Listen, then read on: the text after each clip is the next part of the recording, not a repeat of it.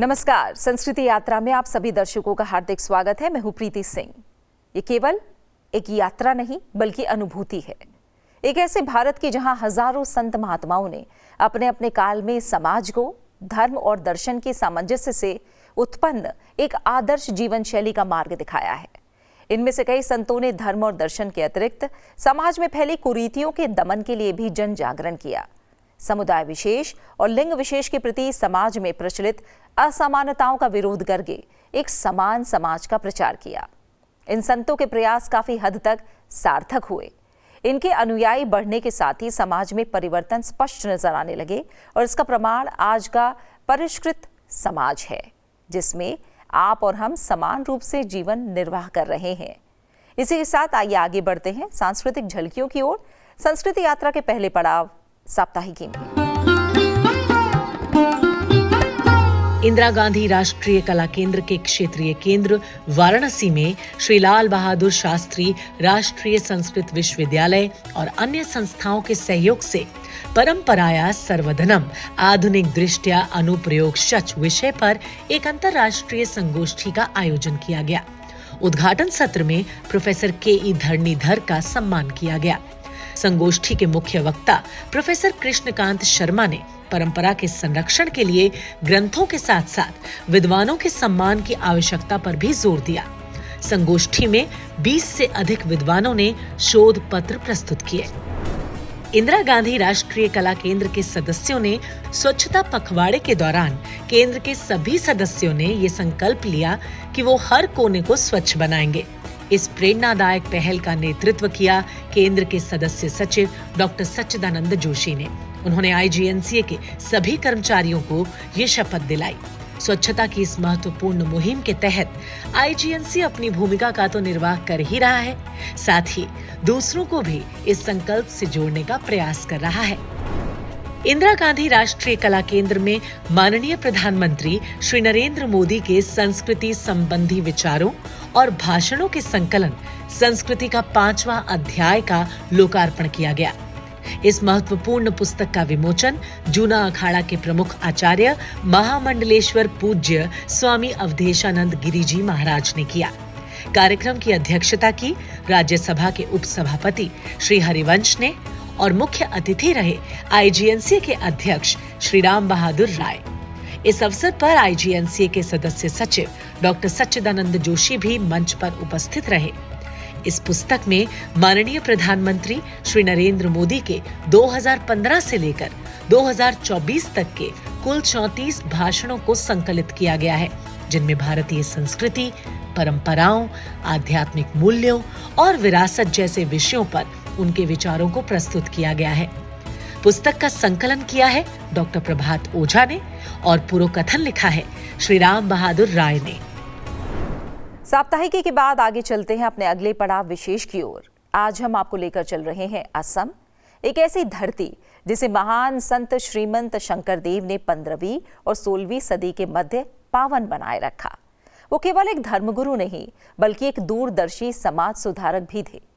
उन्होंने समाज को जाति व्यवस्था और कठोर धार्मिक प्रथाओं की जकड़न से मुक्त करने के लिए आजीवन संघर्ष किया। शंकरदेव जी का व्यक्तित्व बेहद प्रगतिशील था।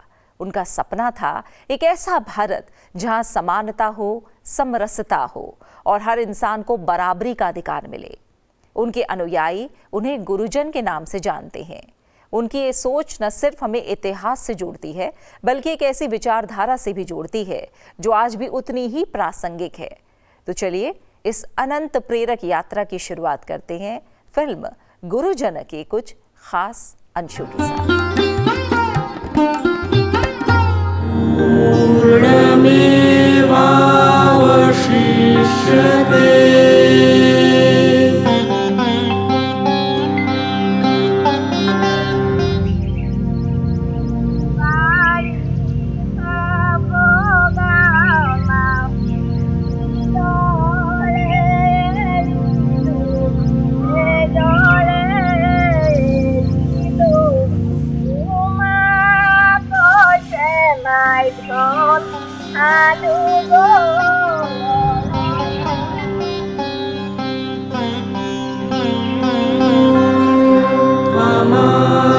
देवा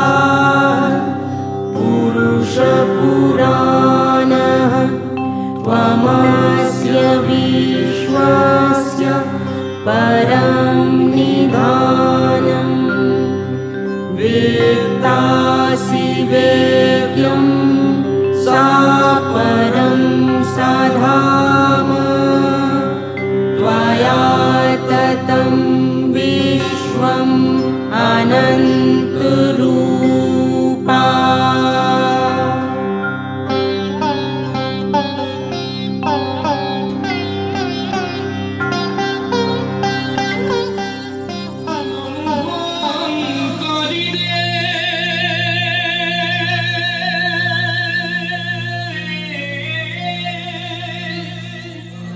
মাধৱৰ শিক্ষা ধৰি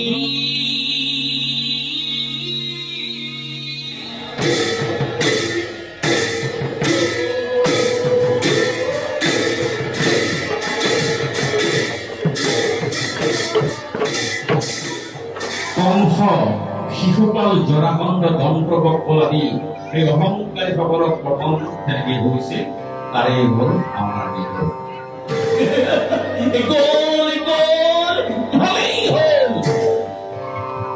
কিন্তু সহ্য বিচ্ছ পৰ্যন্ত শক্তি দেখাও কোনো গুণে হীন হোৱা নাই।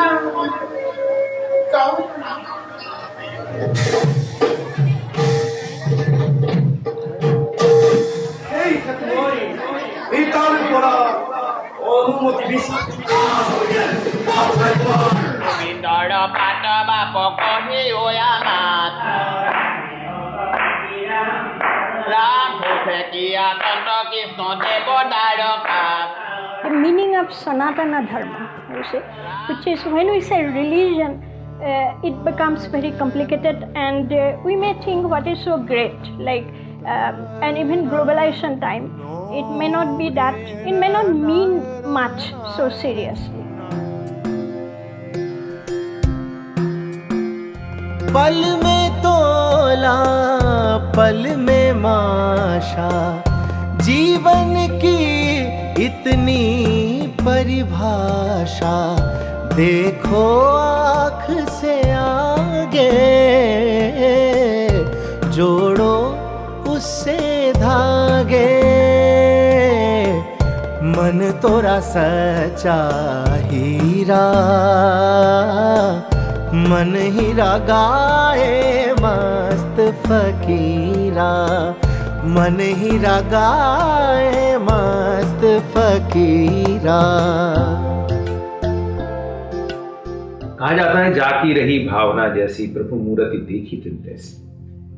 और इसलिए जिस संत ने अपनी आस्था के लिए जैसा मार्ग उचित समझा वैसा मार्ग समाज को अपनाने के लिए प्रेरित किया। वो चाहे चैतन्य महाप्रभु हों या वल्लभाचार्य हों या श्रीमंत शंकर देव, तीनों ने अपनी अपनी तरह से समाज को प्रेरित करने की कोशिश की। एक तरफ सगुण भक्ति थी, एक तरफ निर्गुण भक्ति थी, एक तरफ एको हम बहुश्याम का उदाहरण था और एको हम बहुश्याम में सारे समाज को कहीं न कहीं ये दृष्टि देने की आवश्यकता थी कि आप सब में ईश्वर विद्यमान है। इसके साथ ये भी एक उदाहरण था कि हम प्रतीकों के माध्यम से किस तरह अपने आप को ईश्वर की उस आस्था में जोड़ सकते हैं। इन दोनों के बीच में चाहे हम श्रीमंत शंकर देव हों या चैतन्य महाप्रभु हों, इनके बीच में बहुत अंतर उस दृष्टि से नहीं है, सिर्फ आपकी आस्था पद्धति का अंतर है। अंततः तो मार्ग कोई भी हो, हम सबको ईश्वर के पास ही पहुंचना था। हमने देखा कि प्रारंभ में जब श्रीमंत शंकर देव ने अपना पूरा का पूरा विचार समाज के सामने प्रस्तुत किया तो उस समाज ने भी बहुत आसानी से उसे स्वीकार नहीं किया। शुरुआत में उन्हें भी बहुत बड़े विद्रोह का, विरोध का सामना करना पड़ा।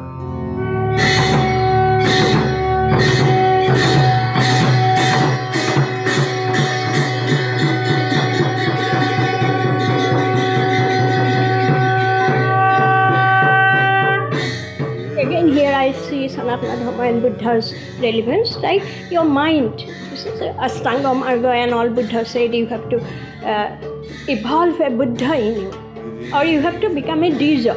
So Shankardeva's Dija was like when we say we all read the Gayatri mantra, which is the sacred mantra for all, and this was seen by Rishi Viswamitra, who was not by birth Brahmin. तुझ में उसमें भेद नहीं है, पर ये तुझको बोध नहीं है।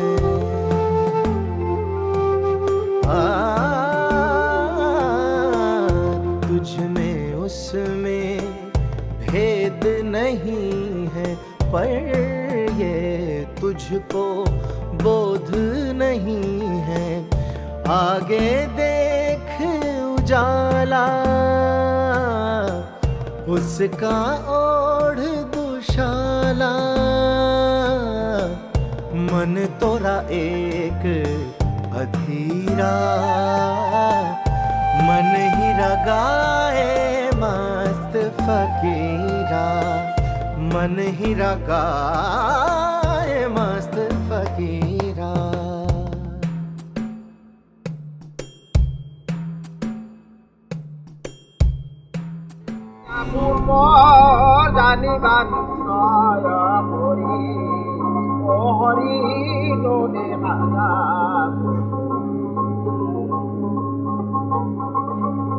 मुझे लगता है कि भारतीय दर्शन की यही विशेषता है, भारतीय दर्शन की यही व्यापकता है।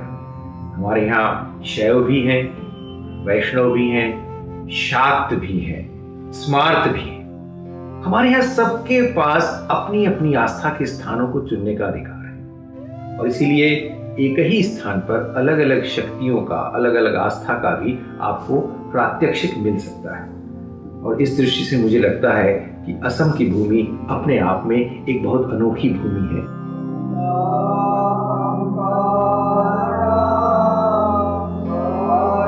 हमारी जो भारतीय सनातन परंपरा है उसकी व्यापकता के मूल को समझें। अगर हम हमारी सनातन परंपरा के व्यापकता के मूल को समझेंगे तो उसमें सबको समाहित करने की अद्भुत शक्ति है। आज अगर भारत में सनातन परंपरा हजारों वर्ष तक अक्षुण्ण है, हजारों वर्ष तक निरंतर है, इसमें हमेशा विस्तार ही हुआ है, तो वो सिर्फ इसलिए कि इसमें सबको समाहित करने की और सबको सम्मानजनक रूप से स्थान देने की अद्भुत शक्ति विराजमान है।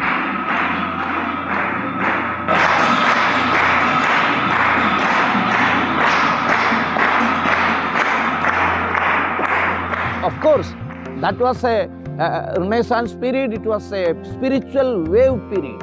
Spirituality is the basis of our nation's progress.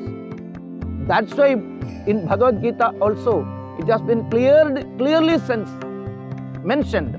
Yatra Yogeshwara Krishno Yatra Patho Dhanuttharaha Tatra Srir Vijayo Bhutir Dhruva Nitar Matar Mama. The last sloka which has been depicted in Bhagavad Gita, that is a principle. The youngsters must imbibe the Yogeshwara principle of Ankardeva and also the Partha's fighting spirit, Arjuna's fighting spirit, also from Ankardeva. In that way only we can go forward, and that's why we are all saying Ankardeva is to be remembered, is to be studied properly, and for the future of this great nation, Ankardeva is the most necessary part to be included in the study material, and we have to go after him and accepting and adoring and respecting him as the icon of the young India. तेरा उसका ऐसा नाता बीच तिहारे कोई ना आ। अभी आपने देखी film गुरुजन की एक ऐसी प्रस्तुति जो आध्यात्मिकता और समाज सुधार के अद्भुत संगम को दर्शाती है। अब बढ़ते हैं अपने अगले पड़ाव धरोहर की ओर, जहां आज बात होगी भारतीय संगीत की उस आत्मा की जो निशब्द रहकर भी मन को छू जाती है, यानी भारतीय वाद्य यंत्रों की। तानपुरा, वीणा, सरोद, वायलिन, सारंगी, बांसुरी और सितार, ये सभी वाद्य यंत्र न केवल भारतीय संगीत को संपूर्ण बनाते हैं बल्कि हमारी सांस्कृतिक विरासत का अहम हिस्सा भी हैं। इन्हीं में से एक है सितार। भारतीय शास्त्रीय संगीत का ये वाद्य यंत्र अपनी मधुरता और गहराई के लिए विश्व भर में जाना जाता है। सितार को इस ऊंचाई तक पहुंचाने में कई महान कलाकारों का योगदान रहा है। ऐसे ही एक महान सितार और सुरबहार वादक हैं पंडित पुष्पराज कोष्टी। संगीत परिवार में जन्मे पंडित जी डागर ध्रुपद परंपरा से संबंध रखते हैं और आज देश विदेश में भारतीय शास्त्रीय संगीत की एक अनमोल धरोहर माने जाते हैं। तो चलिए धरोहर के इस पड़ाव में सुनते हैं पंडित पुष्पराज कोष्टी का कर्णप्रिय सितार वादन, एक ऐसा अनुभव जो आत्मा को भी सुरों से भर देता है।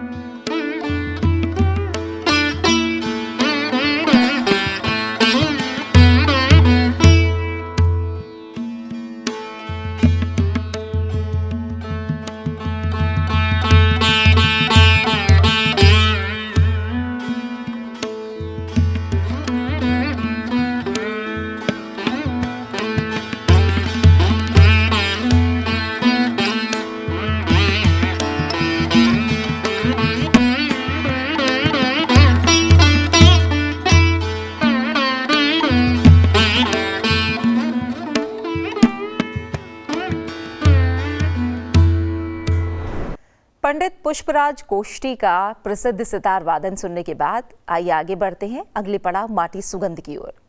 भारत की ग्रामीण धरोहर के संरक्षण के लिए संस्कृति मंत्रालय एक अहम परियोजना चला रहा है जिसका नाम है मेरा गांव मेरी धरोहर।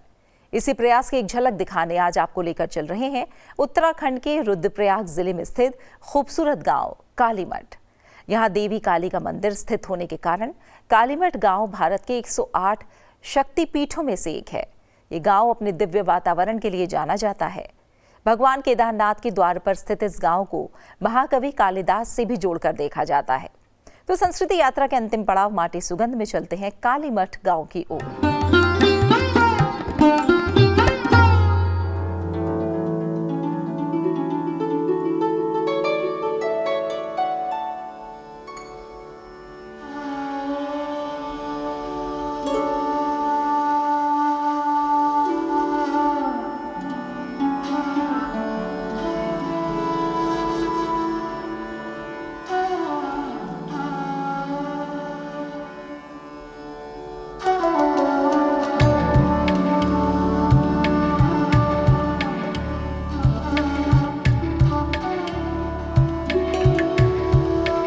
कालीमठ गांव 1800 मीटर की ऊंचाई पर स्थित भारत के 108 शक्तिपीठों में से एक है।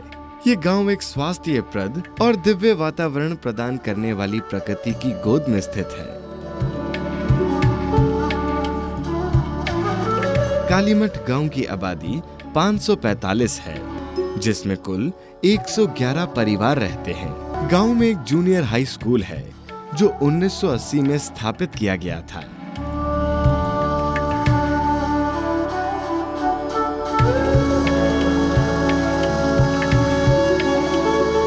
गांव में अन्य सुविधाएं भी उपलब्ध हैं, जैसे कि एक प्राथमिक आयुर्वेदिक चिकित्सालय, एक आंगनवाड़ी और एक ग्राहक सेवा केंद्र भी है।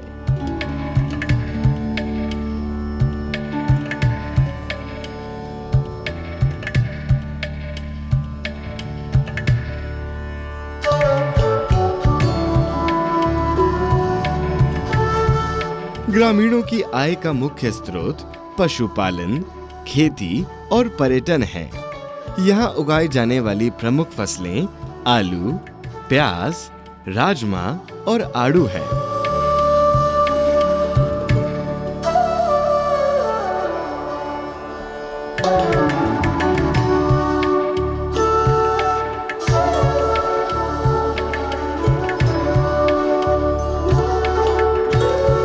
कालीमठ में देवी काली का मंदिर स्थित है। इसे एक दिव्य स्थान और शक्ति पीठ के रूप में माना जाता है।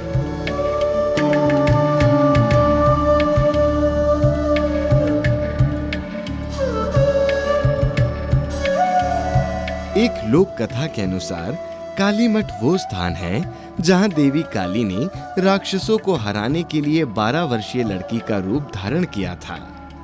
निशुंभ और रक्तबीज राक्षसों पर विजय प्राप्त करने के बाद ब्राह्मण को बचाते हुए देवी काली यहाँ भूमिगत हो गई थी और गांव में आज भी एक चट्टान है जिसे उस राक्षस का सर माना जाता है।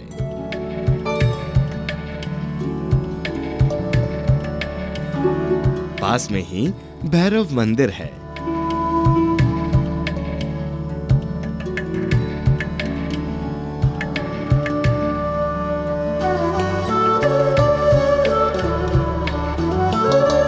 कालीमठ गांव का प्रसिद्ध मेला नवरात्रि मेला है।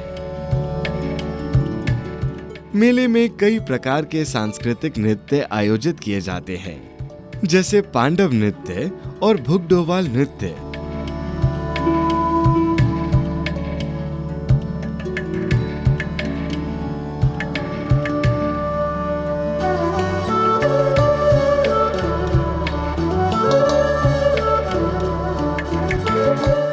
हिंदू धर्म की पौराणिक कहानियों, सुंदर झील और घाटियों से घिरा ये गांव अपने इतिहास को बहुत सुंदरता से दर्शाता है। ये थी आज की हमारी संस्कृति यात्रा। आशा है आपको पसंद आई होगी। इस कार्यक्रम को लेकर आपके सुझाव हमारे लिए बहुत महत्वपूर्ण हैं, इसलिए अपने सुझाव हमें जरूर भेजें। हमारा ईमेल आईडी है sanskriti.ignca@gmail.com। आपसे फिर होगी मुलाकात संसद टीवी पर अगले हफ्ते आज ही के दिन इसी समय संस्कृति यात्रा के अगले एपिसोड में। तब तक के लिए नमस्कार।